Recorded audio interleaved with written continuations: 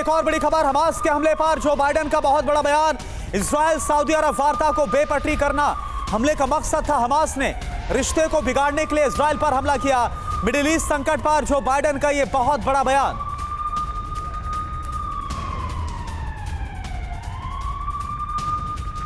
तो यह आपको बता दें कि आपको याद होगा कि किस तरह से जो सऊदी अरब और इजराइल है बेहद करीब आ रहे थे और सऊदी अरब बाकायदा इजराइल को बतौर देश मान्यता देने पर भी तैयार हो रहा था। लेकिन इन सब के बीच हमास की तरफ से जो 7 अक्टूबर को हमला किया गया उसमें साफ कहा गया कि इजराइल के जो रिश्ते अरब कंट्रीज से बेहतर करने की कोशिश की जा रही थी उसको खराब करने के लिए यह हमला किया गया।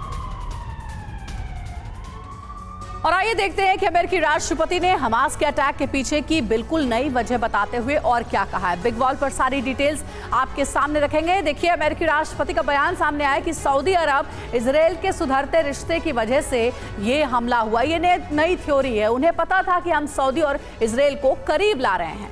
और क्या जानकारी रखी गई है? सऊदी अरब इजराइल को मान्यता देना चाहता था, जैसा हम जानते भी हैं।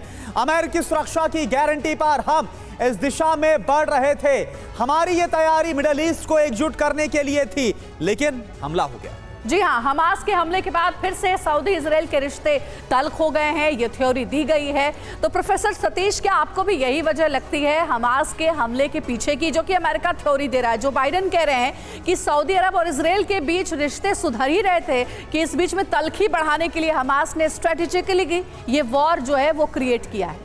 ये एक कारण हो सकता है, लेकिन ये संपूर्ण कारण नहीं है।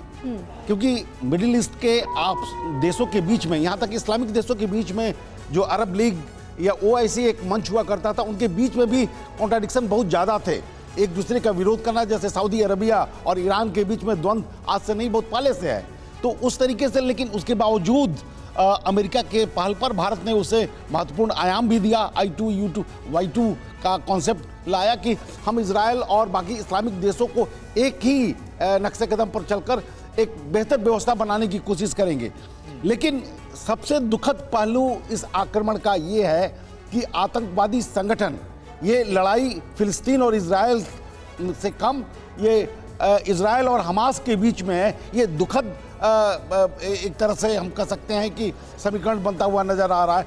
हिजबुल्लाह और तमाम आतंकी संगठन जिससे भारत भी घिरा हुआ है, तो इसका स्पिल ओवर इफेक्ट भले ये विश्व युद्ध के रूप में तब्दील ना करे, लेकिन आने वाले कई महीनों और वर्षों तक आतंकियों के बीच में एक समीकरण बन सकता है, जिसका हमला दुनिया के किसी हिस्से में भी हो सकता है। और कुल मिलाकर यह शांति काफी लंबे वक्त तक एक बार फिर से मिडिल ईस्ट में जो हालात सुधर रहे थे, अब वो हालात पूरी तरह से बदले हुए नजर आएंगे। एक और बड़ी खबर, गाजा के अस्पताल को इजराइल की धमकी, अस्पताल को खाली करने की चेतावनी दी। अस्पताल में 12,000 शरणार्थी मौजूद है। फोन पर अस्पताल निदेशक को धमकी मिली है।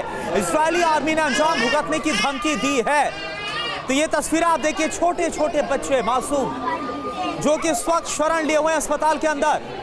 अब बाकायदा इस अस्पताल को, और आपको बताएं संख्या कितनी है, 12,000 की संख्या में शरणार्थी यहां पर हैं। अब इस अस्पताल को खाली करने की धमकी दी है इजराइल ने। सवाल ये उठता है कि क्या करने वाला इजराइल इन हालातों के बीच में। और अगली बड़ी अपडेट है, गाजा में अल कुद्स अस्पताल को बम से उड़ाने की धमकी मिली। धमकी के बाद अस्पताल में खौफ का माहौल है।